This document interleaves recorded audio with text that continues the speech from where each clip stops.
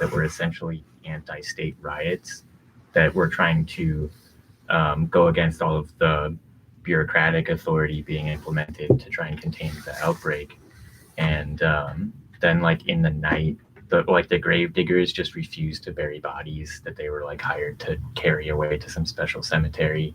They had these quarantine hospitals that were sort of similar to concentration camps in the sense that like they were just bringing people from all over to these one spots and not letting them leave. But people just like tore down the stockades at the gates to the village. And but yeah, I read that book at work, and like 5 minutes later, this customer came up, a regular who knew I had been to Italy, and he said, "Did you hear that Northern Italy is where the coronavirus is second worst to China now?" And like, I had no idea. I hadn't heard anything about it. I just finished this book about a plague in Italy.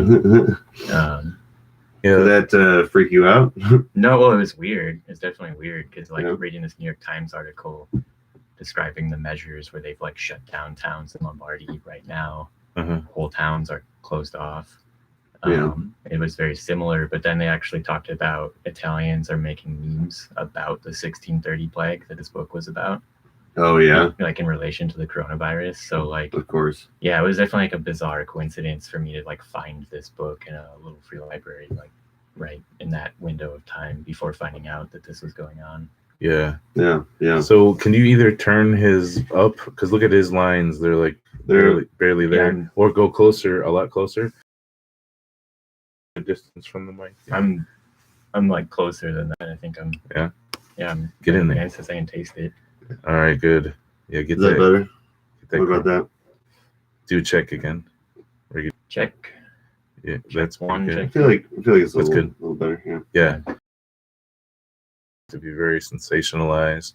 Not sure that like the coronavirus death rate is even close to like the regular influenza yet.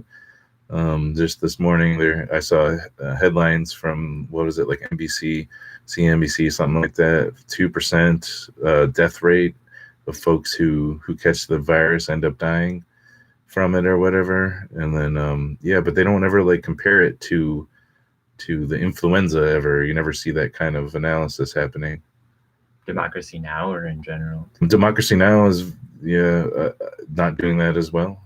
Sort of picking up on the sensationalized. I was about to say, I saw a infographic about it on Reddit that was just kind of put it in context of other big outbreaks throughout the years, and it's about similar numbers to some of the mad cow and like bird. I almost said birdemic. Bird flu. Yeah. No, birdemic is not a real flu. But it could be. If climate change keeps melting the permafrost, we could get birdemic. And like birds dying massively. No, just like a bacteria. Because that's something that's been happening too. Like massive amounts of birds dying out. Yeah, I suppose you call that birdemic. Over the last like 20 years or whatever. Yeah. Billions of birds. Well, and sometimes like just a bunch all at once together just drop out of the sky or some shit. Like it's like really weird. All right, let me record this intro quick. Hey, go for it. Hey folks, this is the Lil Guillotine podcast, episode 14. I'm in Revolver Audio. We're in Revolver Audio Studios with Brad LeBaron. Welcome everybody. And cool to say your name?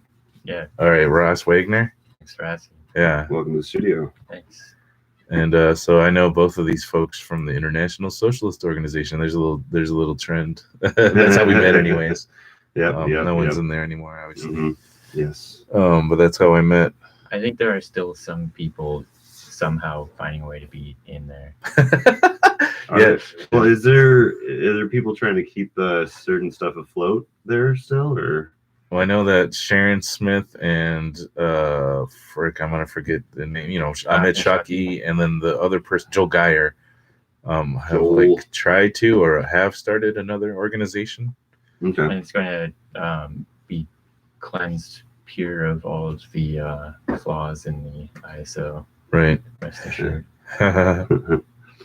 I think there was also definitely an effort among some of the middling cadre to rebrand themselves as not part of the problem. Yes. So that they could take leadership positions in whatever new formations rose from the creepy ashes. There was one quote from Sharon Smith talking about, it's a more recent one that I've never discussed on here, but it's talking about there have been a better way for folks to argue that you can join, that we should join the DSA than like destroying the ISO, as if like that was the catalyst behind like the destruction of the ISO, was just that folks thought you should join the DSA since that's big, a big growing organization or whatever.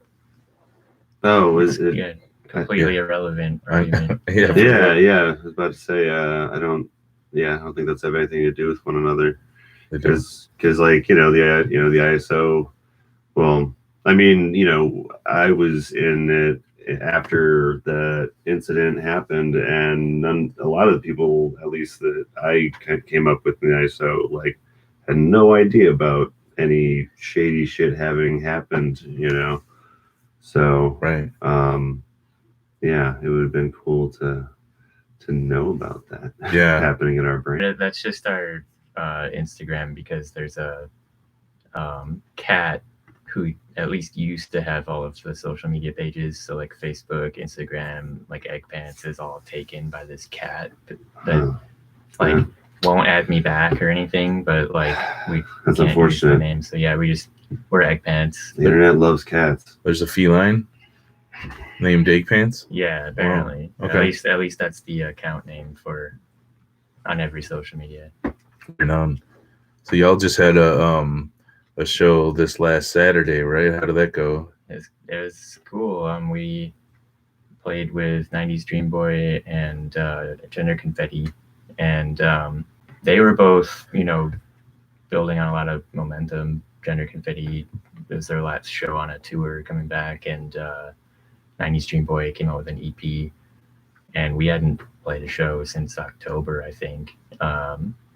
And it was cool because they filled up to capacity, and all those people showed up before we started. So, we had to play to a packed house before them. And we actually founded the band at a Gender Confetti show almost a year ago. Like I ran into a couple of those people, and we were like, let's start a band. Oh, cool. What do we call it? Let's call it Egg Pants.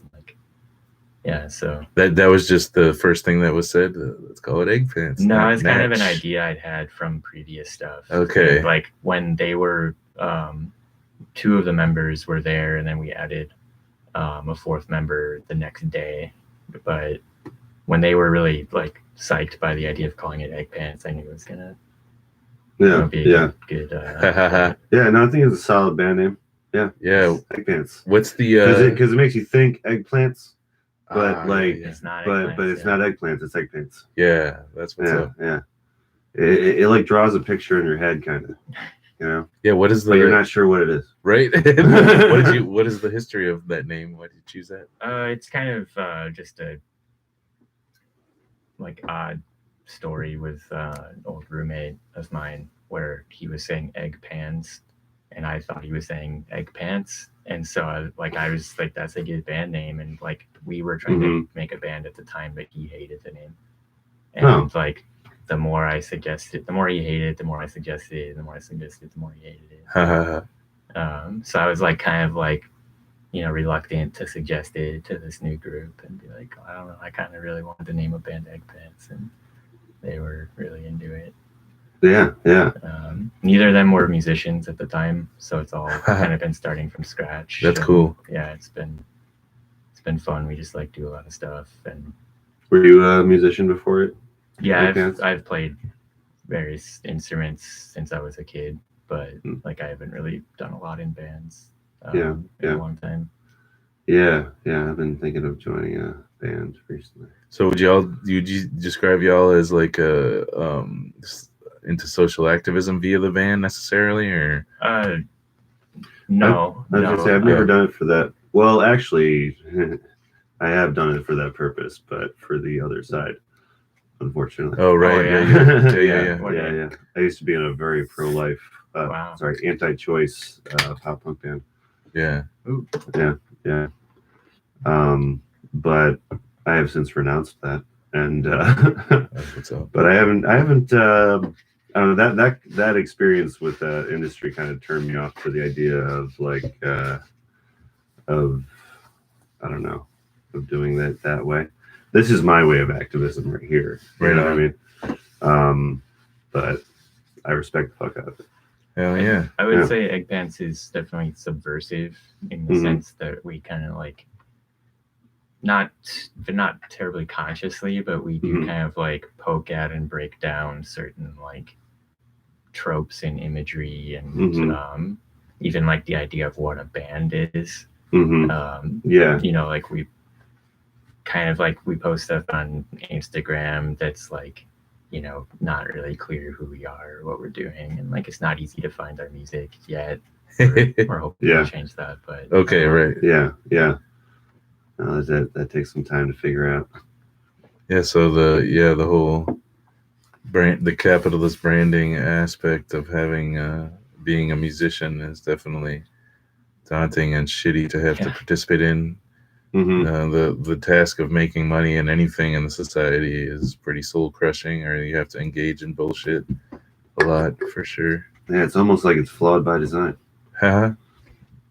Yeah, as opposed to just being able to like create art and shit. You gotta be engaged in capitalism in some way or form. Yeah. Which means that you have to be kind of catering your creativity to some unknown marketable audience. That's instead right. of doing what you want to do or what comes to you, whether it's popular or not. Which is kind of what happened to like YouTube after it like kind of became a a traded company or whatever. Oh yeah. Like basically since then people have been, cowtailing it to the advertisers like as much as they possibly can. And it's I don't know, some of YouTube's just become what basic cable turned into. It's just a bunch of talking heads that are trying to sell you products so they can, make enough money to make their next video. I think overall there's a lot less public consciousness of that fact about YouTube though. Like with television, people always knew that was the deal. Well, people think YouTube is outside of the equation or something, but it's not. It's part of the media playing field now. There's who's the kid? He's like a millionaire. Like he was the youngest millionaire or like multimillionaire from doing the unboxing videos. Oh, right. Like that kid's gonna run for president someday. Like it's gonna be a billionaire in like 30 years, and a weird class of those like Bitcoin nobody's gonna question winners why he's able to do that. Yeah, no doubt. But it's something that I'd like to figure out and participate in without selling my soul or whatever. Feeling like that at least. I'm sure there's products like you can support. That's fine. If you believe in a product, but like I don't know, when they talk about like 5 different products within like one episode and they talk about it like it's their favorite thing, it's like are literally all of these advertisements your favorite thing? I don't think so. Yeah. Or you're slaves to the algorithm if you want to just try to get enough views so that the YouTube can sell advertising time on your videos, and then you don't have to talk about a product necessarily. Folks who do that, it's hard to scrape a living unless you have like multi-million subs, and then of course folks are always trying to make more money or whatever.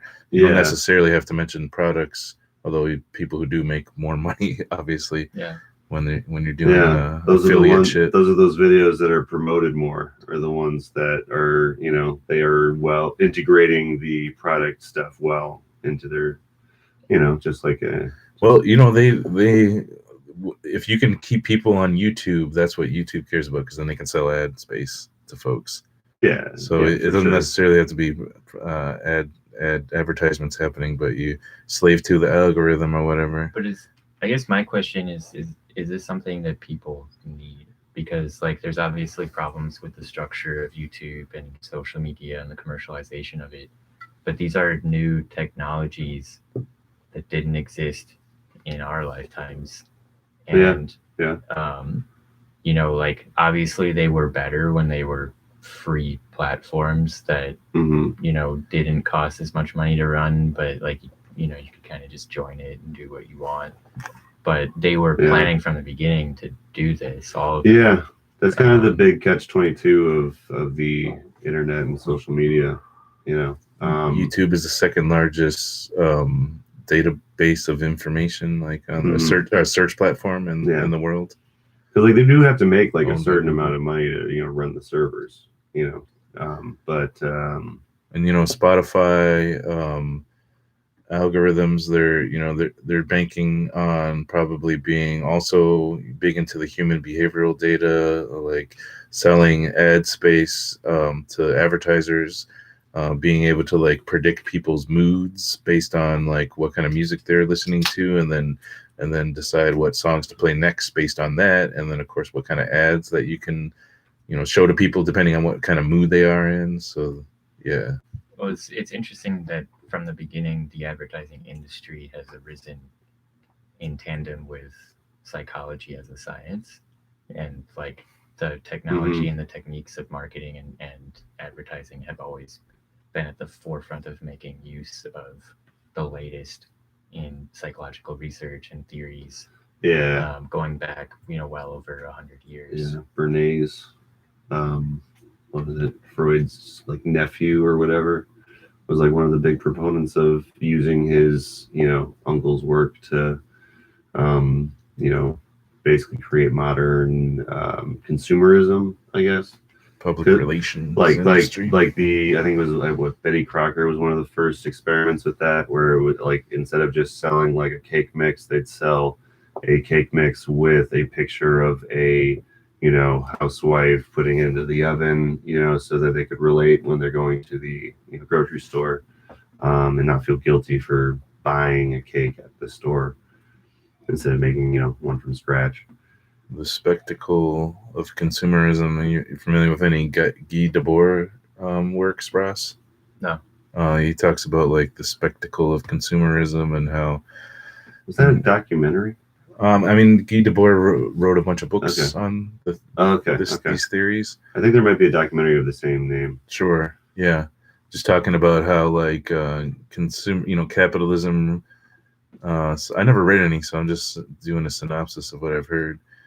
Capitalism relied on, of course, people being consumers to a certain point, and then there's this spectacle thing that arose to like the spectacle of being the person in the shoes, got to be the shoes, whatever, having the product, and how that plays into the psychology of consumerism, which helps capitalism. Yeah, and it's more deeper than that. I was hoping you had read some, honestly. Well, I have a background in political economy, so I'm aware of a lot of these concepts, right? Not this work in particular. Yeah. Okay. So bringing it back to the band stuff, do you all plan on making money with music? If you did you all get paid? Saturday. I think there's a payment for us. I haven't been the contact person for any of that.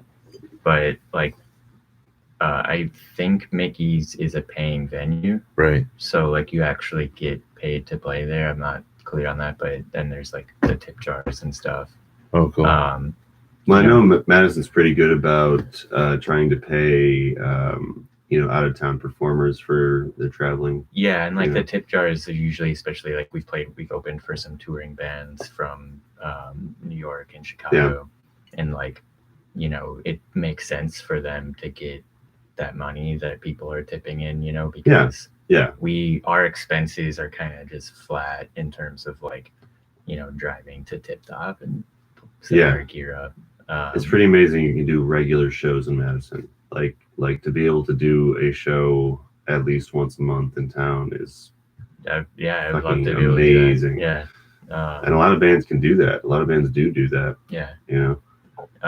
It's an expensive hobby to have if you're not getting paid, and also it takes quite a bit of time, and so it doesn't mesh with working to accumulate funds to pay for stuff that you then don't have time to use. And that's kind of one of the classic middle class traps in modern society is, people who work all their adult lives accumulating a large amount of stuff and having to pay for a house that can store all of that stuff, and they don't really use most of it. It's just taking up space. And then like the labor that went into producing that in a global economy and shipping it around the world, and like displacing factories from this country to this slightly poorer country where wages are a little bit less than in the other country. And like all of these calculations are happening and all this profits being made by these companies so that some, junk can sit in a den or a basement or a garage somewhere, because like people devoting their lives to obeying their corporate masters still have like dreams of having a life with freedom, but they don't actually get to act it out except through the act of purchasing commodities at a store or online or whatever.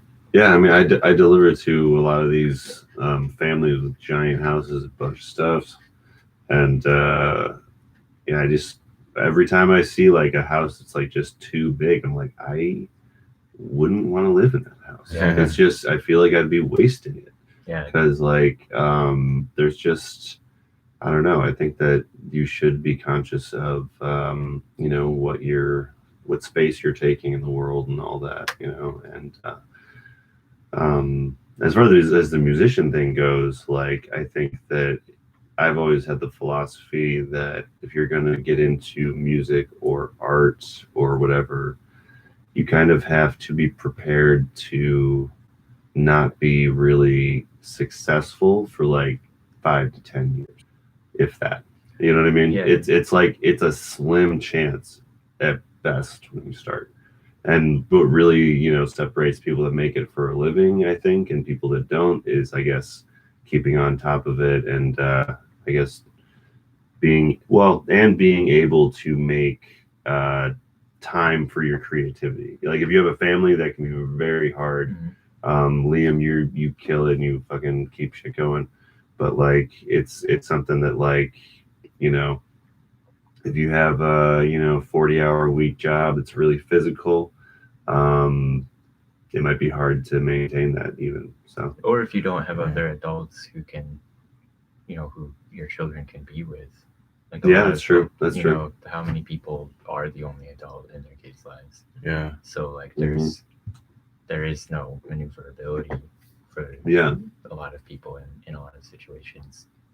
George Carlin had the joke about, you get a house so you can put your stuff in it, and then you get more stuff so you get a bigger house so you can put your more stuff in it and shit like that. I don't know if there's any George Carlin fans. You remember? Yeah, he said shit. Shit. You buy shit. Oh yeah. And then, 7 things you're not supposed to say. I thought you were trying to avoid saying shit for some reason. I wasn't. And then, shit. And then another thing I've heard a lot is this theory that you have to spend at least $10,000 or so on advertising your, music before you can expect to get a return on investment or whatever. And so, that's a similar type of like analysis around the 5 to 10 years thing. And so in some way, one or the other is true, or both together, or something somewhere in the middle. Because you could have the best music in the world, but people aren't gonna be able to hear about you unless you're, fucking traveling a lot and doing shows and opening for huge crowds all the time in different cities, or if spending your money on advertisement. Well, and sometimes it means working jobs that don't necessarily have the most respect from your parents. Say like waiting tables and like delivering and stuff and doing stuff where you can make tips. Do you think being a musician has respect from most people as a profession, or the people? It's not I know, right? No, Right. Even if you do make money, it's not something that your parents might even call a profession, or even folks in society really like, oh, you're a rapper. If you listen to any any successful creative person, like they'll have all these stories about waiting tables and working menial jobs. The other thing too is like this concept of success has this sort of embedded unspoken meaning in capitalist society, which means that popularity. you're not only making money doing it, but that you're basically famous. Mhm. That kind of goes along with it's all wrapped up in these concepts, and people use this word success as a sort of euphemism for that whole structure. Yeah. But success in any situation is something that you always have to define. You set out to do something, you set goals, and attaining those goals is your measure of success. And people actually skip most of that process because they jump straight ahead to like, not I want to have written highly regarded music or poetry or painted something in a museum or something, but rather like, I don't want to live this bullshit anymore. That's kind of what most people are thinking about when they break into a lot of creative endeavors. It's just like, they need they something. have a certain amount of talent, or they have a certain amount of creative drive, but there's also just this huge weight hanging around everyone's shoulder of like, you have to be successful, and successful if you're not famous or not creative or not an artist of some sort is basically the middle class standard lifestyle. That's the generic standard definition of success for anyone who doesn't have quote unquote ambition to do more than that. So I don't think it's meaningful to really talk about how to become successful as an artist, especially in essentially a post-capitalist society where the entire music industry has hollowed out to the point where the only people who ever are really making a lot of money, the way that like rock musicians and rappers did 20, 30, 40 years ago, the only people who are doing that now are very standardized, like mass-produced commodity celebrity types who are marketed as personalities and images before anybody millions of people know who these folks are and like have never heard their music and don't know really anything about them. That's what success has morphed into in the music industry, and that's not a reasonable goal, and it's not an attainable goal in today's world for people who are actually just trying to create things, and it's not really valuable either. Well, my measure of artistic success is just being able to live with it. You know what I mean? Being able to make enough money to keep doing it. Yeah. Have you heard? And I like the artists that have like underground credibility and like aren't the people that you're seeing on like NBC, CBS or whatever, but they're the people that they're my podcast people, I guess, that are kind of the B or C list people, if you're gonna go to that celebrity standard or whatever. That brings up like another theory about success in the music industry. Not a mainstream success one, but it talks about in making money or whatever. Try to get 1,000 true fans. Have you heard this? This theory comes up a lot. Yeah, right. Well, I think it's similar. $100 a year on you. That's $100,000. That's similar to the old plan that people would always say to me was like, you have to create a tour circuit. Right. That's like not like national necessarily, but like within your section of the nation. I mean, I wish I could do that with my within kids like maybe 6 hours. 6 hour circle or some shit. Yeah. And if you can get like the 8 hour, like maybe 8 towns that you could, if you want to tour, if you want to do it that way. If you can get like 8 towns where like 20 people show up at like each time you come over through that town or something, then you can keep it going. Like the Hometown Sweethearts, it's a local band that plays at Crystal a lot. They also do like covers of like stuff, do like wedding shit. And they're doing it all full time because that's all they do. Right. But they're also like a kind of poppy band. But anyway, sorry, we went on kind of a tangent there. Well, I mean, I don't think that I think you don't have to do anything with your talents, with music, with art. If I can play music that I like listening to after the fact and it's fun to play, and especially like doing it with people and we have fun doing it as a group, to me, that's a level of success that is much higher than what I've been able to attain at various points in my life. Being satisfied with what you're able to do, I think is important for its own sake. And it's actually Yeah. the capitalist worldview that's constantly telling us that we need more than we have, Mhm. while simultaneously taking Yeah. things away from us. Yeah. And so, you still, even though things are always being taken away from you, especially your time and the effort it takes to accumulate money that is always being taken from you, Uh-huh.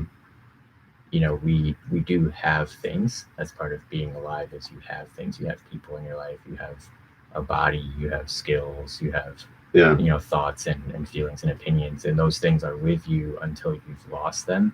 And it's often the pursuit of success and ambition that takes those things away from you, while Mhm. giving you, trickling into your life the semblance of the thing that you sort of thought you wanted at the beginning but didn't have a clear conception of. Uh-huh. And so, like, a lot of bands, a lot of musicians, a lot of artists, as well as like business people and like career-minded professionals and all sorts of people who are just like scrambling to climb something, they're scrambling up this ladder, not realizing that like all of their possessions are falling out of their pocket on their way up. Yeah. Like the people just Yeah, kind of lose yeah. sight of what life is about when they tap into a lot of these structures. And a lot of people spend so much time doing things they don't want to do or revolving around their passion, Uh-huh. that like the whole Yeah. kind of concept has morphed into something that is marketable, that is profitable and benefits the system,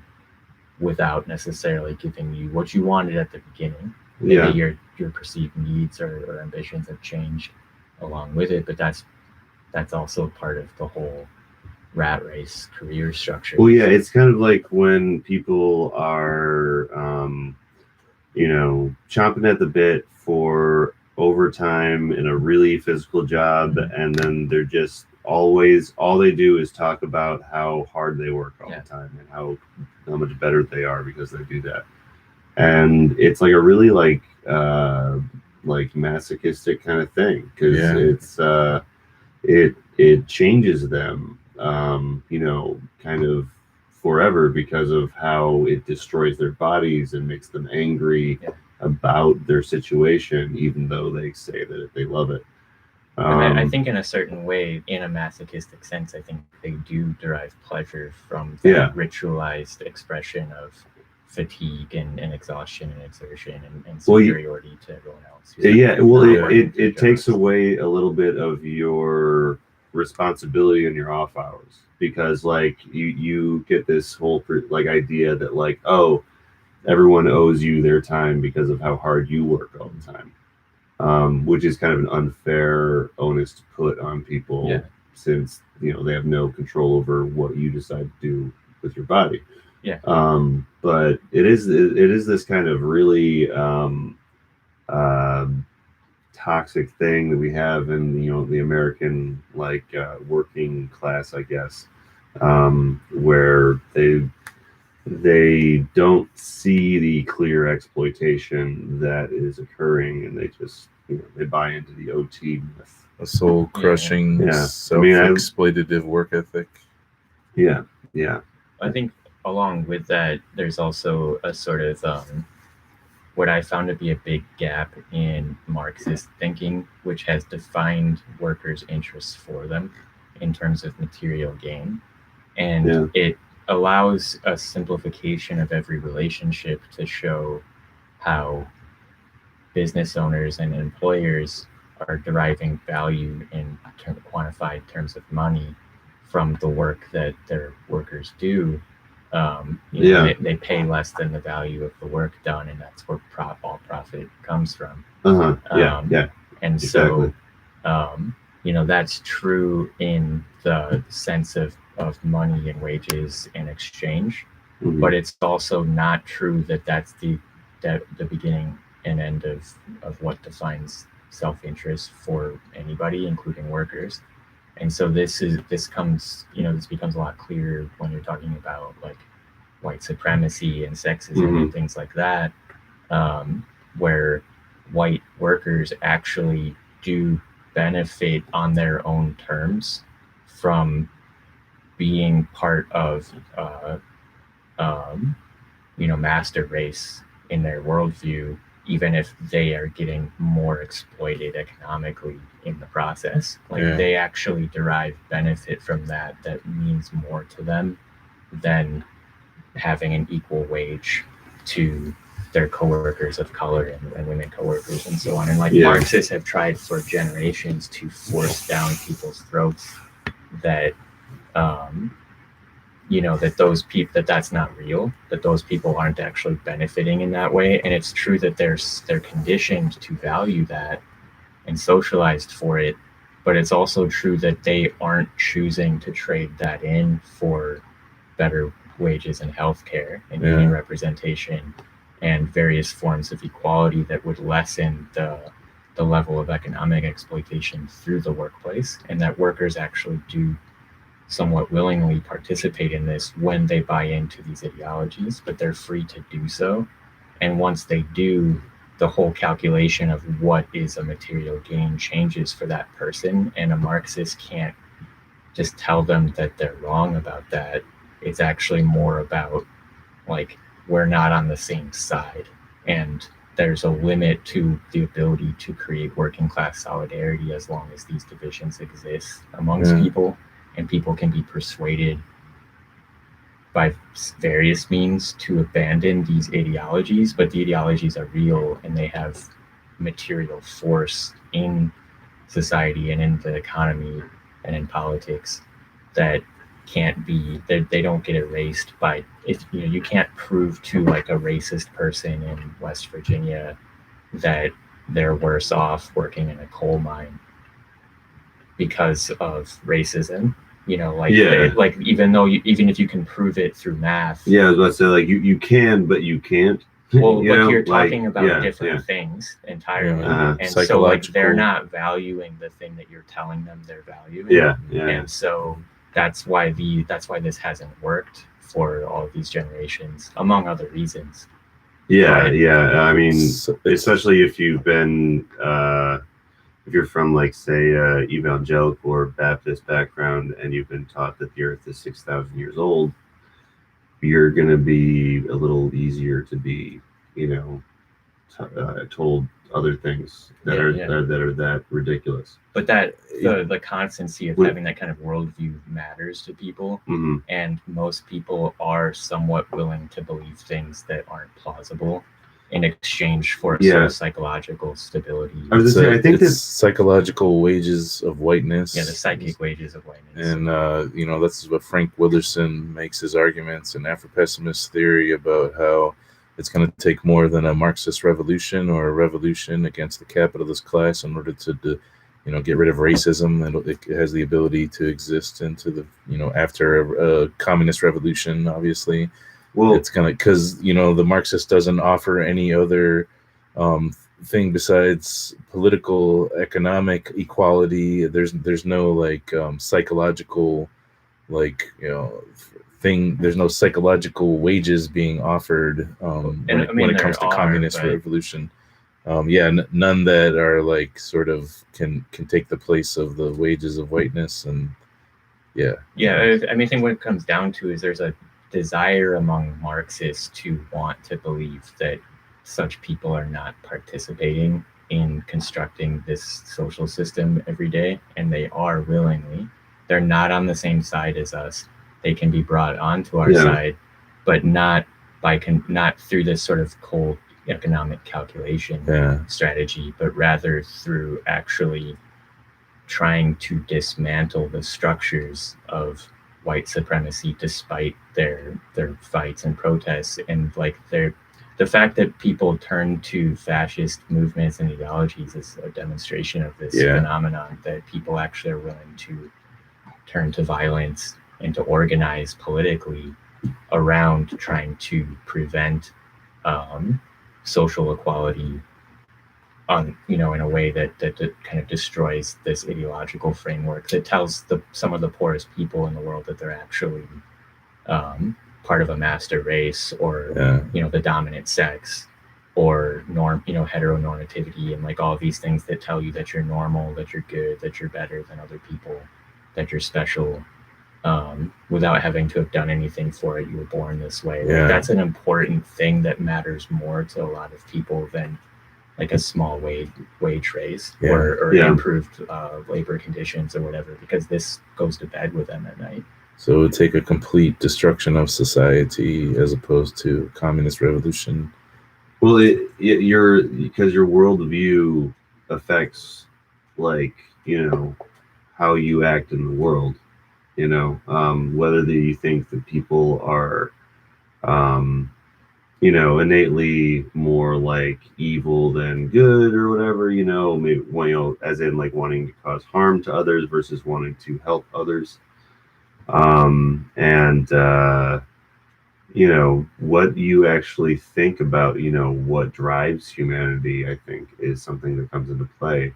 Especially when you're talking about like, eugenics before World War II and all that. Like it was very socially acceptable to be talking about these quote unquote race sciences and, talking about, openly about all the differences and stuff between races in a way that, inevitably became the horrible genocide thing that happened. But like it's this, I think we're in a similar place where we're getting more comfortable talking about those things in a very toxic, kind of nasty way that reminds me of like eugenic. When you say we, are you talking about like? I guess we, as in just what the murmurings I sift through on the internet, I guess. But I think that there is like you need to understand the ideology that informs those kinds of thoughts. You need to understand all of the steps of ideology that lead to Nazism to, understand Nazism, for the really old school plain example. But that brings up a question that I've been pondering about. Is like, you hear these terms that wokeness is trendy, right? Which I think is not an accurate way to describe it. I think another way you could talk about it is like liberalism is co-opting sort of like anti-racist and revolutionary language into its like mainstream, and then how like privilege. And this wokeness is trending, the quote privilege unquote thing thrown at me. Yeah, but it's still like the wages of whiteness, I don't think, are any less fucking and any less powerful than they ever were.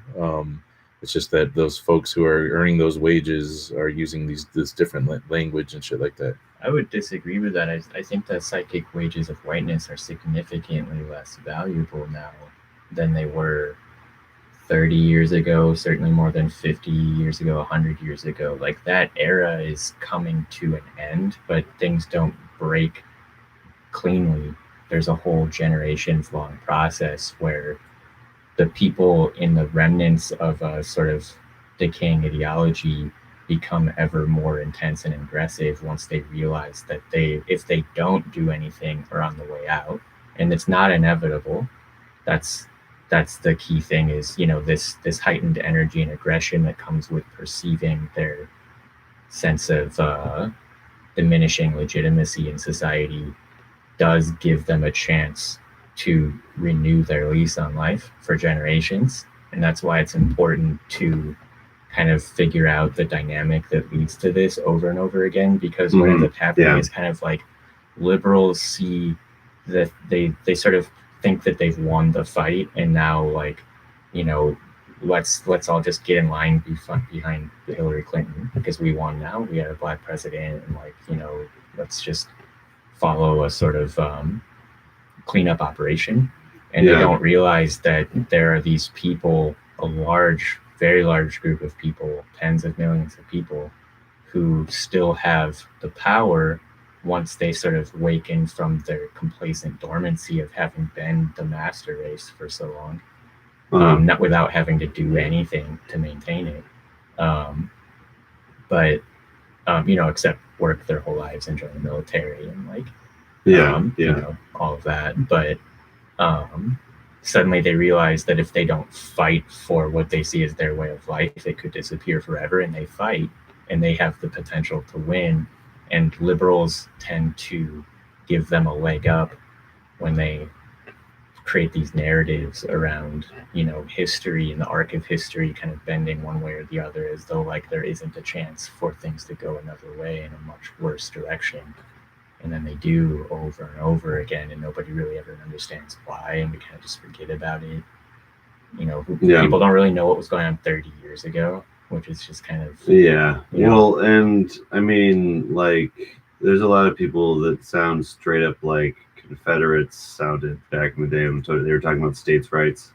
I read Black Reconstruction by W.B. Du Bois, and he had a lot of quotes from post Civil War Confederate senators and stuff like they're making the same like states' rights arguments about states' rights, not slavery, and like blah blah blah, and they're starting, and it's crazy how many people sound just like that nowadays. Confederate flag still on 3 states, at least in some way, shape, or form. So you in Alberta, Canada, apparently has a big Confederate flag thing. Oh, really? Yeah, I just learned that recently. Like on their province flag? No, not on the province flag. Like just a lot of people. Okay, yeah, a lot of people. Because we actually have flag. the Confederate flag as like worked into 3 different states' flags. It's flying on the Capitol buildings. Yeah. Didn't one of them get changed though? Yeah, maybe recently. More than one, but yeah. Okay. Yeah. So you mentioned Elizabeth Warren, you mentioned Hillary Clinton. Maybe Elizabeth Warren is more relevant.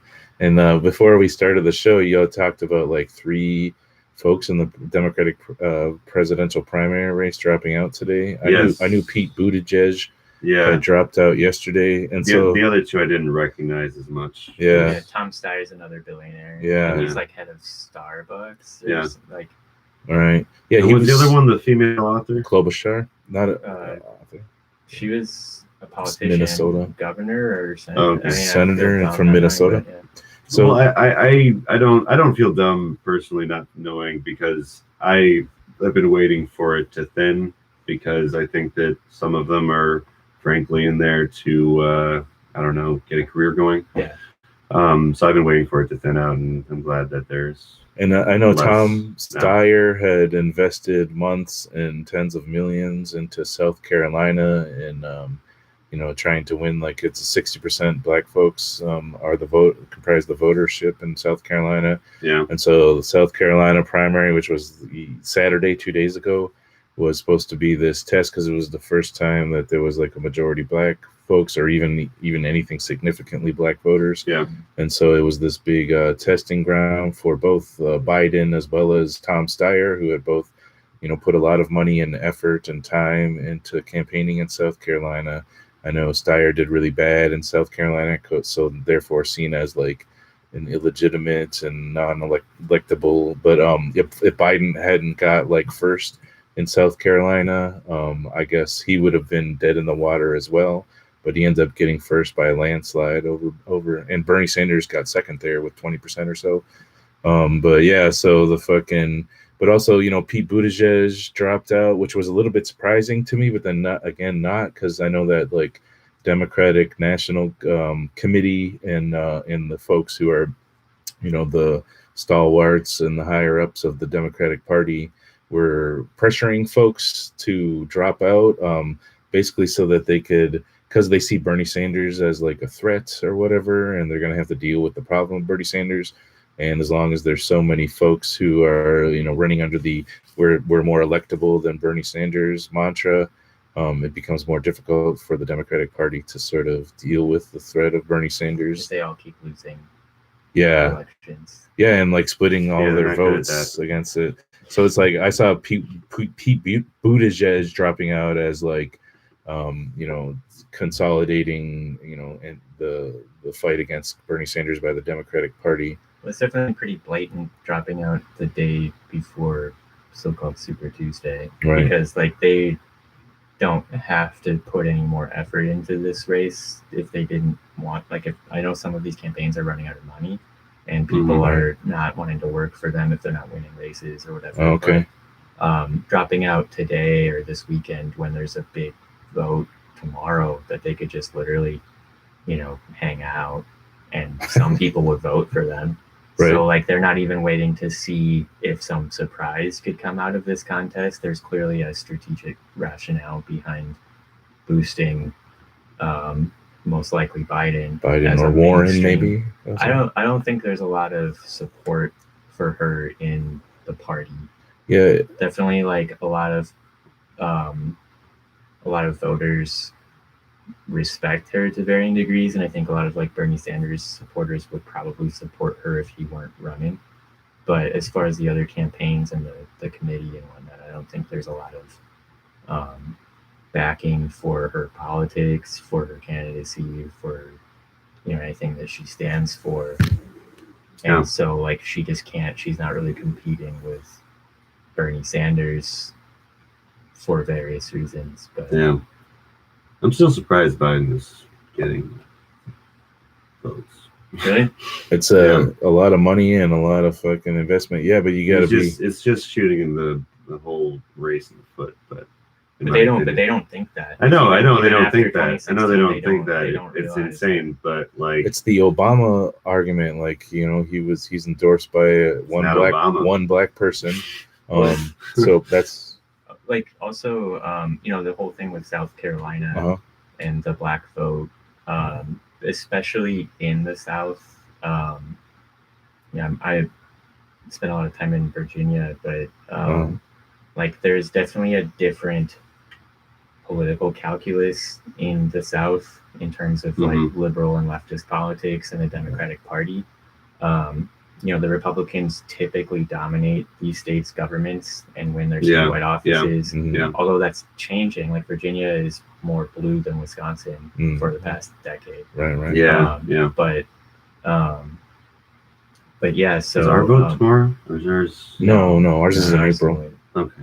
But I saw a Capital Times editorial by Paul Fanlin, and if you ever, I don't know if you guys read Paul Fanlin. I'm just gonna interject this for a second, but that guy is a total, he's like a total ridiculous, almost like a caricature of a milquetoast liberal who just he writes like articles complaining about people saying "okay, boomer," and he's like the ultimate boomer, and he doesn't realize it. Yeah.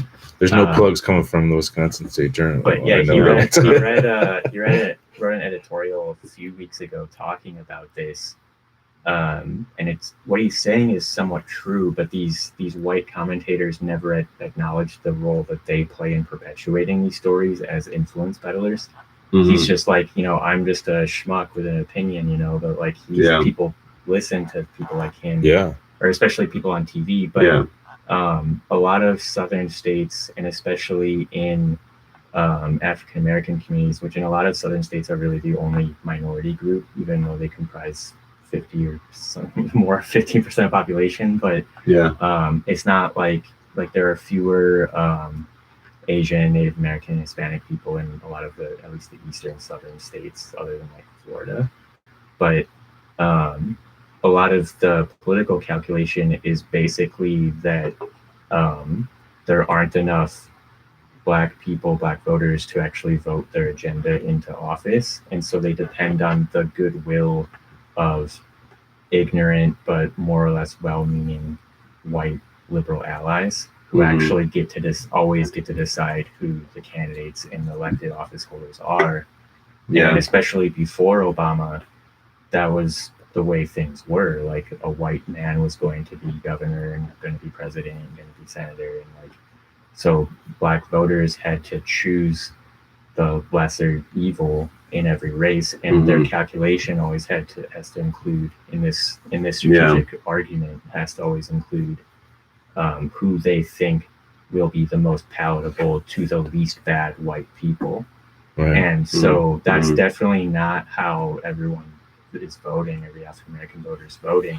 That would be. But there are a lot of white commentators who perpetuate this and don't realize the extent to which they're not only guilting progressive white voters into abandoning their politics because they're now suddenly like using white privilege against the electoral interests of this sort of which is community. it's pretty, and it's a sick kind of game. But it's also fear mongering among minority voters by signaling to them that white people are going to throw them under the bus again and again, even though that isn't that doesn't have to be true.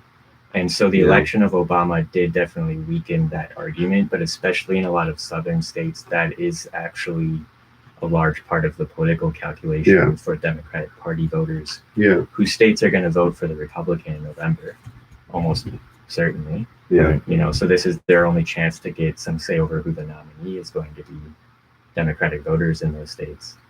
And so the idea that northern white liberals are going to vote for some, unelectable progressive who's going to lose to the scary white Republican who's, putting people in concentration camps and whatnot. Like, that's a real calculus that a lot of voters make around the country. But, that's the narrative that's getting perpetuated in states like South Carolina when they vote. And those arguments, they carry a certain amount of self-perpetuating weight when people keep repeating them. Because if you believe something's true and then you act as though it's true, it becomes sort of true in a way. But only by people changing how they behave is there potential to change the dynamic on the ground. And so that's really the base of support for Joe Biden's campaign, is this whole ideological apparatus that's maintaining this increasingly irrelevant electability myth around the, name recognition, palatable white dude. Yeah, the Obama connection that he has is powerful. Also a strong campaign he's been running in South Carolina too, spending a lot of money, working with a lot of black organizations too, that paid off. Bloomberg, I think, spent a lot of money there. But yeah, that's just a farce. I guess they weren't going for that for the Bloomberg. Yeah, I think Biden has been spending less than every other candidate. Yeah, like his campaign was sort of dead for a bit. His national campaign manager went on to Democracy Now! A few days ago. I'm sorry, Biden, no, it was his South Carolina campaign. Joe Biden. Joe Biden's, and had a lot of good things to say about his outreach into the black community and how he's been doing it better than others. Also, like Steyer got a mention for doing that too. Bloomberg not so much, but apparently, I can't. So Bloomberg dropped out. Is that right? No. Okay. Bloomberg's whole strategy from the beginning has been to ignore the first 4 states. Okay. And everything hinges on tomorrow for Bloomberg. I got you. But because I don't think he even showed up in with like any percents. His whole campaign is a cruel joke. Yeah, because Bloomberg with the stop and frisk campaign shit, and the redlining was the best thing that happened to like the economy, and it's the reason the economy crashed, and all this bullshit, and like Biden with the Biden crime bill that is fucking super predator fucking rhetoric bullshit, and all this extremely racist rhetoric. But of course, Bloomberg wasn't ever vice president of Obama. On top of acting like and the campaign boomer ever. Yeah. He's painfully boomer. I was saying this when you stepped out. It's just like that calculus. However, it's pretty illegitimate, and it doesn't win elections at all. Like, it's proven to not win. With Hillary Clinton, but But that my lifetime is the Democrats shooting themselves in the foot. But that's the whole basis for Joe Biden's campaign. Yeah, is that whole, fear. Belief in that strategic reasoning being sound, and voters can be persuaded to go along with it. Mostly out of fear. Yeah, but you said that people have a memory of like 30 years. I would say they have a memory of 4 years. No, I said they didn't have a memory. Didn't have a memory. It's less I feel like it's like 4 years is the memory that people have. Maybe even it's 2. That, right. Yeah. But some people can't remember the last election cycle, you know? Yeah. Like, Not in a factual way. No, Yeah, like, yeah, they yeah. remember it. They Uh-huh. have feelings about it. And but just it's not. think about an 18-year-old who was 14 that last Yeah. election cycle, or the 15, 16-year-olds, and just like, Yeah. yeah, that's relevant too, right? yeah. So, speaking of that, because that's kind of like a big part of Bernie Sanders' base, right? That's Yeah. the younger voters who Big are, young vote. you know, Gen Y, is it like Gen Y or Gen? Anyways, I think it's Gen young Z or folks. something. Right. So, do you think Bernie Sanders is a good solution to capitalism, Ross? Well, I mean, Oh, can I break that down a bit? it's a loaded, Yeah. that's a loaded Yeah. question. Do that. Do it. So I am a capitalism skeptic. I think that capitalism is a superficial facsimile added onto the political system, and it only really applies to poor people. So we live in a capitalist economy, but it's an entirely fictitious capitalist economy. We do work, we produce things, but those things that we produce don't have value in the Marxian sense. Yeah, I They're gotcha. basically thrown out into the void because there's a political need for human beings, human populations to be manageable by their overlords, so to speak. And it's much easier to manage people when most of our time is spent in authoritarian activity structures. And also, then we don't have energy, and we also buy into the whole ideological framework around that. But rich people do not live in a capitalist system at all. They don't use money. No. They don't expend resources to acquire goods and services. They use credit, which is not backed by any sort of value containing commodity or basis. It's credit rooted in other credit, and it just goes around and around in a big circle. They live in a different world. Yeah, so like the rules are not the same at all, and their power doesn't come from their ability to extract surplus labor from our surplus value from our labor. Yeah, It that's like comes more from their- middle management stuff, right? Yeah. And it's become increasingly more so over the 20th century. Especially like the whole global fascist movement around World War II that affected every country, every industrial country at least. Yeah. Where bureaucratic control of the economy took over capitalist profit seeking, and only those capitalists who were willing to get on board with that project were able to maintain their position at the top of the structure, and it was through the bureaucracy. You're talking about like neoliberalism? No, before that, I'm talking about in the United States, it was the New Deal, but also just the whole military-industrial complex. But similar things were going on in the Soviet Union, in Japan, and in Germany, and in France, and the UK. Yeah. And then later in China and in other countries. Yeah, the world was a changing. Yeah. So I think that we waste a lot of our time, and we also get misdirected by talking too much about capitalism, other in the most brutal, basic sense of the lowest orders of the working class and how our whole lives are being ground up in this machine. But that machine is a superficial addendum it's an appendage to a much bigger machine that is all about social control and political authority making. Yeah. And the value that we create through our work is incidental to that, because most of the product of our labor is thrown out more or less immediately after it's created. Yeah. Well, I guess I've always thought of that as two sides of the same coin, I guess. It's a fact of existing in capitalism, that it's built into it that some people have to be poor. You know what I mean? I feel like that is something that is ingrained in the system, because some people have to make very little profit off of what they do, and then some people make like a giant amount of profit off of very little that they do. Yeah, I mean, like I've been on both sides of this, Mm-hmm. because the best paying job I ever had by far was the job that created the least value by far. Yeah. And basically, and I was part of a project where a large corporation was throwing out millions of dollars per hour to cover up a simple mistake that they made in their factories by neglecting basic safety issues.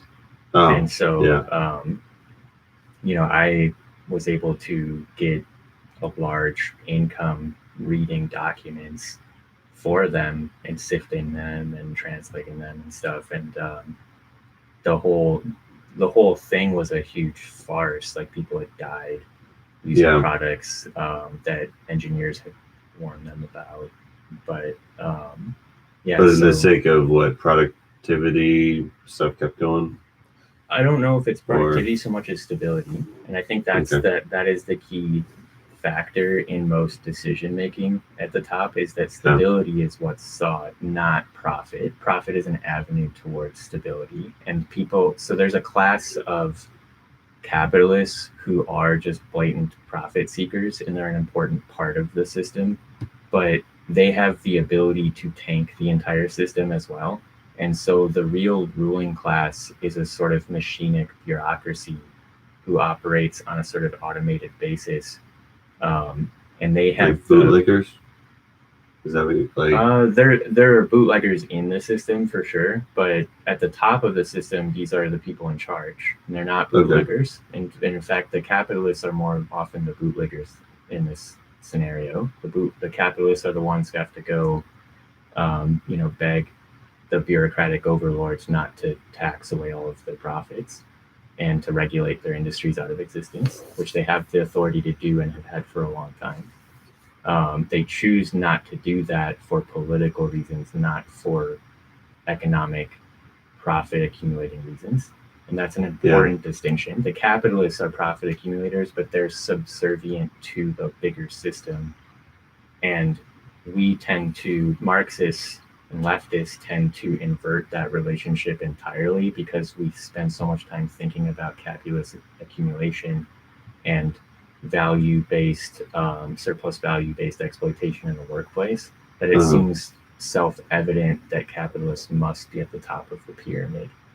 But that value that we're creating is not actually the generator of what keeps society going. It's political stability. It's people not challenging things. It's people spending most of their time at work, whether they're creating value or not.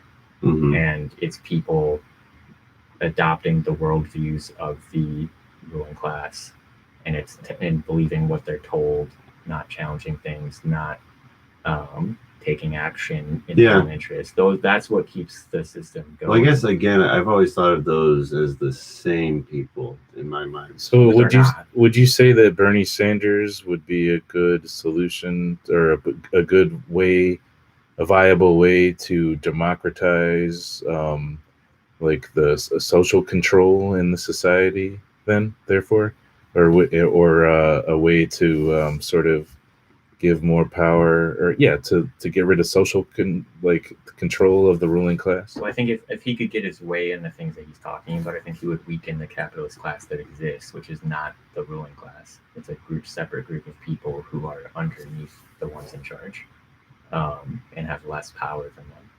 But they play a crucial role in the oppressive version of society that we live in.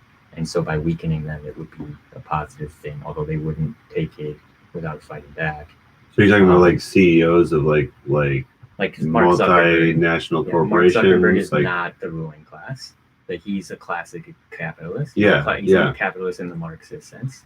Yeah. But he's not part of the ruling class. But he is the ruler of a little fief that he's created. Yeah. Well, I guess what I'm asking is, what is the ruling class? Trilateral Commission. Yeah, the ruling class is the various government agencies that rule the entire world. It's mostly international organizations. It's the heads of state of the most powerful countries, so the President of the United States, but also the President of China, the Prime Minister, and the cabinets of all these countries. The UK and so you're making you're making like a distinction between these are, that and like the business ruling class. Yeah, the capitalist class, which does not rule, has to play by the rules created for them by these transnational organizations. Yeah, and but sometimes the same people interchange between sure, those. yeah, because those classes are not yeah.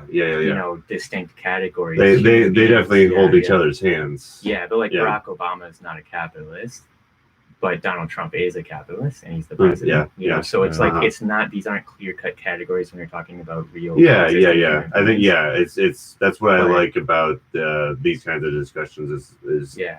defining these things, because that's a step that some but people don't the take. categorization actually has to a certain extent, it kind of blurs the reality of the situation, because we want to even talking about like a ruling class. It's not always a meaningful concept. Well, yeah. Well, the capitalist thing is a kind of catch-all for those that we see as supporting like the economic system above human interest. Right, I guess. For some, but then there's the class reductionists who tend to exaggerate the importance of the capitalist class being where we should take the fight to or whatever. Yeah, I think it lets the real ruling class off the hook. In all cases. What about the chances of the Democratic Party accepting Bernie Sanders? Do you think they have an interest in doing that or not doing that?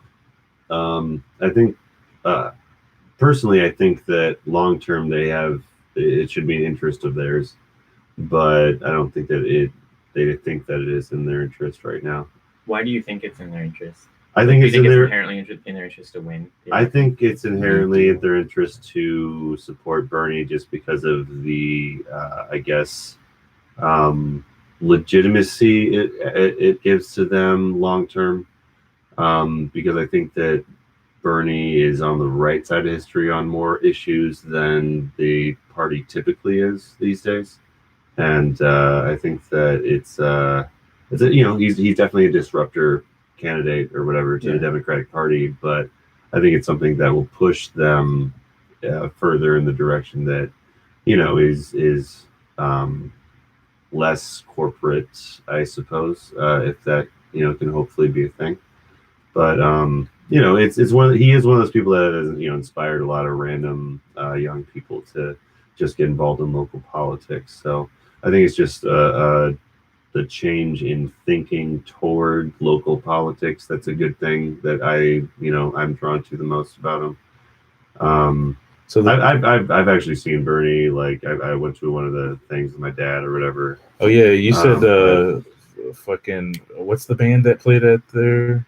You mentioned in text Public Enemy. Public Enemy. Yeah, they just fired. Played at a Bernie. Like today. Oh, for real? What? Yeah, Public Enemy. He's kind of right winger. No, he won't do free shows. Oh, I gotcha. And he sent a cease and desist letter to the Sanders campaign with a handwritten note that said, "Don't do it, Bernie." And it was because Chuck T and other members of Public Enemy Radio. I was looking at all this just this afternoon, but Public Enemy Radio is kind of an offshoot of Public Enemy because Flavor Flav refused to do any shows that weren't for profit. And because they used Public Enemy symbolism in promoting the rally, including his clock, that he saw like, I'm not involved in this, but they're still using my persona and my brand to promote it. And so he sent the letter to them and they kicked him out after all these years. So he's, oh, wow. That happened today, I think. That's hilarious. That's insane. Yeah. But it reminded me though of back, I didn't know about this in 2016, but the girl riot band, Pussy Riot? Tigra. Sorry, we said girl riot. Sorry. It's like a band, the singer of Bikini Kill started it later, and so it's like one of the like. Oh yeah, hell yeah! And so they wrote a song in 2016 called "I'm With Her," and it was a bland pro Hillary Clinton song, and it's kind of embarrassing to listen to. There was also this episode of Broad City. Did you see the episode of Broad City with Hillary Clinton? All. Yeah. The one with Hillary Clinton was that whole second half of the episode was just a Hillary Clinton ad campaign. Yeah, campaign. It was just, and that's what like really made, like, throughout the election, I was like, yo, dude, this isn't going to go well. Like, you guys are talking about her like she's inevitable, and that rubs people the wrong way. So I don't see you talking, Ross, about like fuck a Bernie or whatever necessarily, and then about like fuck a Bernie. necessarily, like fuck Bernie. Oh, and, no. Like, I think that so Bernie is disrupting the entire political landscape right. the same way that Trump did. Yeah. And so that in itself, like including what Trump did in terms of shaking up the stale, hopeless, this is the way it is and always will be political terrain, was a good thing. The problem was that he was the only one doing it and there was no flip side to it. Right. And so when people say Bernie's like Trump and they say like it's a bad thing, he's not like Trump in the sense that he's, a brutal capitalist overlord misogynist who rapes women and puts children in concentration camp cages and clearly doesn't value any other human being in this world. Like that's not the way that Bernie is like Trump. Bernie's like Trump in the sense that we lived in basically a dead society, and that's going to be the case until we drive off of a cliff, unless something changes direction. And if someone doesn't change the direction in a good way, someone's going to change it in a bad way. And that's everything that Trump represents right there. Is basically that there was only force moving in his direction and not in any other. So definitely we need to obliterate all of the old stale crust at the top, which is, he's part of it too, because he's an old white dude. Yeah, I was about to say, like, I don't want to paint him as a hero. It's the movement. I think we need to live in a time past heroes. Yeah, like sense. Let's abolish the presidency. That would be my. But also, that's what I like about him is that he doesn't act like a hero, I guess. So you mentioned that he's like inspiring, Brad. You mentioned that he's inspiring young folks to get involved in local politics. And I wonder what folks' opinions are. Like the DSA in Madison, I'm a member of the group, and not because I like to do electoral campaigning. What's folks' opinions on spending a lot of time and energy doing electoral campaigning?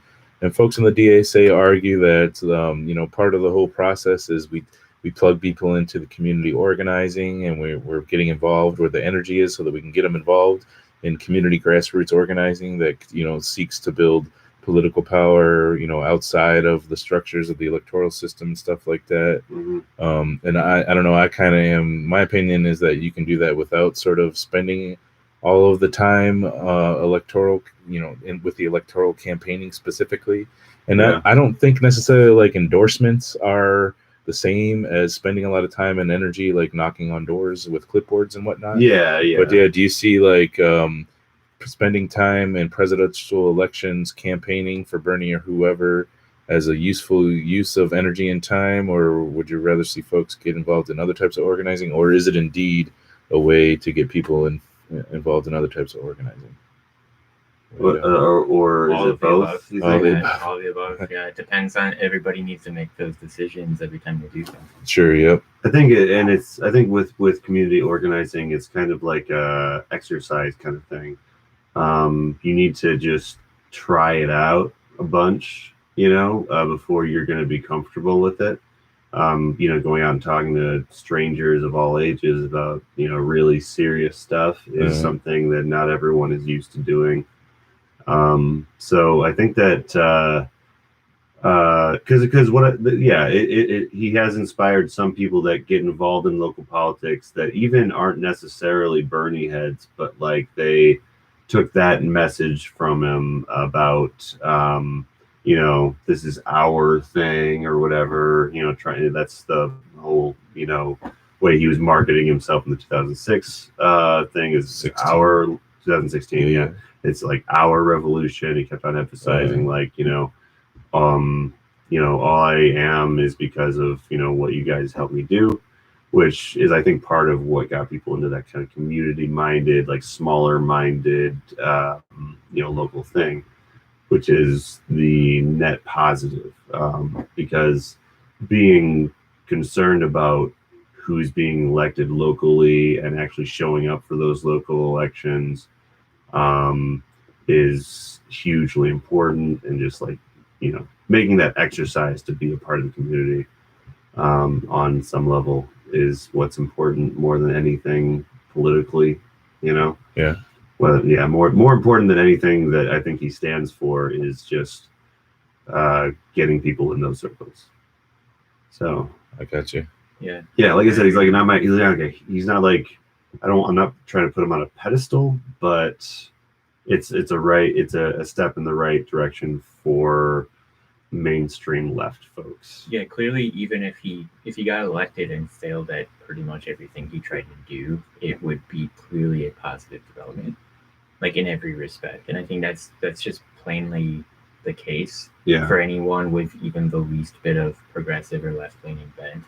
The idea of like opposing him because he's part of the establishment or he's a Democrat or like whatever, there's just no value in that kind of activity, even if you don't support him, even if you don't vote for him because you don't vote or because you won't vote for a Democrat or whatever. But like clearly compared to any alternative even imaginable right now, it's hard. Like 5 years ago, it was impossible to even imagine this being a possibility of like a self-identified socialist who has improved on his own positions in the past 4 years since running in terms of like listening, he does to people more and like, he listens to his the people below him. Yeah, and also like incorporating people who supported him but had like misgivings about various aspects of him. Like it's clear that he's listened to a lot of people, but he's still like a very old white man who's been a politician for a really long time. Yeah. Exactly. He's running in one of the two worst parties in the global political system. And so like there's a lot of reasons to not be enthusiastic about him, especially given that there's so little sense of hope that he could get elected. But at this point, it's very clear, if anyone doubts it, that he could get elected in president. Even if the Democratic Party refuses to support him, because I think they won't.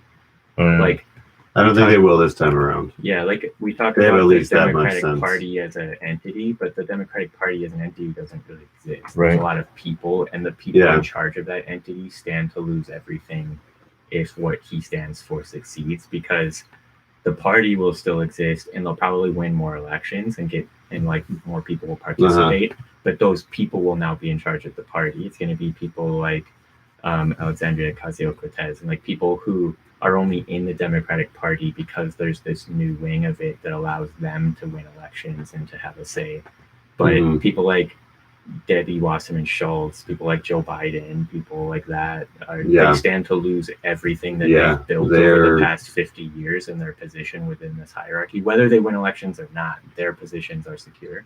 And so they actually don't have a vested interest in winning elections if it means losing that structure. And so there's a real chance that they would sabotage Sanders' campaign at the expense of Trump winning re-election. There's a real possibility that they don't care enough. They did election. It's not their interests, just like the brass and the unions, the business unions.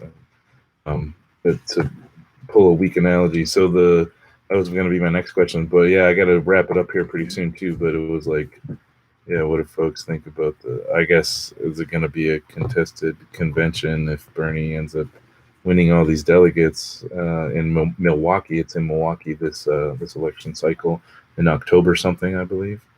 What kind of stops? And would they pull out at the Democratic National Convention?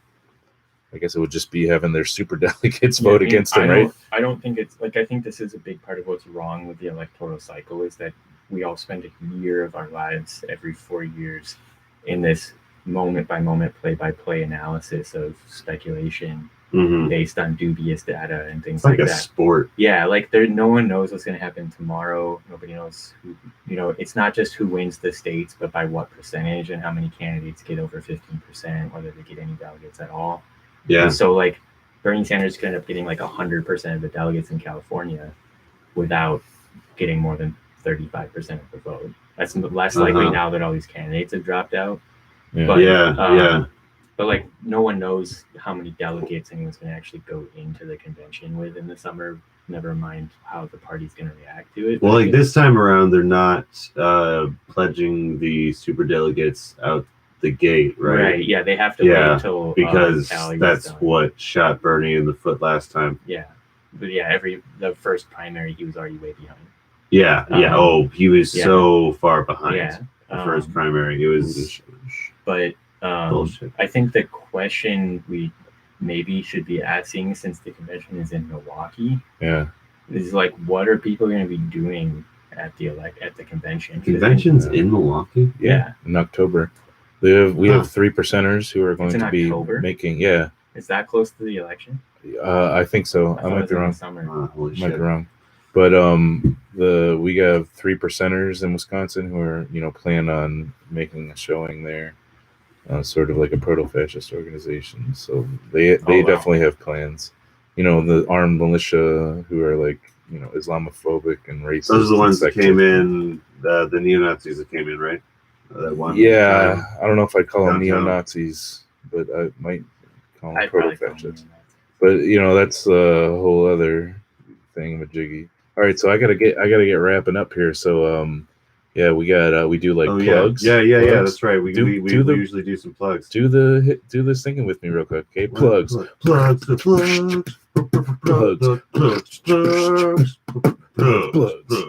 Nice. That's what's right, up. Cool. That was a tradition, but last episode, Brad did. Well, maybe it was. I don't remember what I did last time. Timing wasn't good. Okay, so we got plugs. Do you have any plugs? You got shows coming up, Ross? Or we don't have anything booked right now. All right, but I'd like to maybe record if possible, and then see what goes on from there. But we all had a really good time at the show, and everyone felt really good. That's what's up. Do something else. So. And you said what was your Instagram again? Egg Pants Band. Egg Pants Band. All right, and check out Egg Pants. If you see them on a flyer out there, just go to that show. And y'all will be posting your shows on Egg Pants Band on Instagram, right? If you they'll be on there. And if you follow your favorite local Madison bands, then maybe we'll be opening for them. Maybe we'll book our own shows here. I don't know, but How many shows have you guys done yet? 5. Okay. Sweet. Nice. So you guys are still kind of fresh. Oh yeah. Nice. Yeah. I'm glad that there's more and more bands just popping up in Madison. Oh yeah. We need that. We need more and more bands. So how about you, Brad? You got plugs? I got the album concept hour as usual. We got next week. I think we got the Run the Jewels episode coming out. Nice. So Killer Mike, actually, he's one that has interviewed Bernie Sanders a couple times. Yeah, endorsing again this. I would say, if you want to get a great interview of Bernie Sanders, check out those interviews with Killer Mike at his barbershop, and he did another one this year too. Oh, good. So if you want, that's I think the best interview Bernie Sanders has ever had, in my opinion. But it's great. So y'all are doing a concept hour. Yeah, we got more episodes coming out all the time. Rolling Stone is a little on hiatus right now. I'm trying to kind of find a new partner and shit.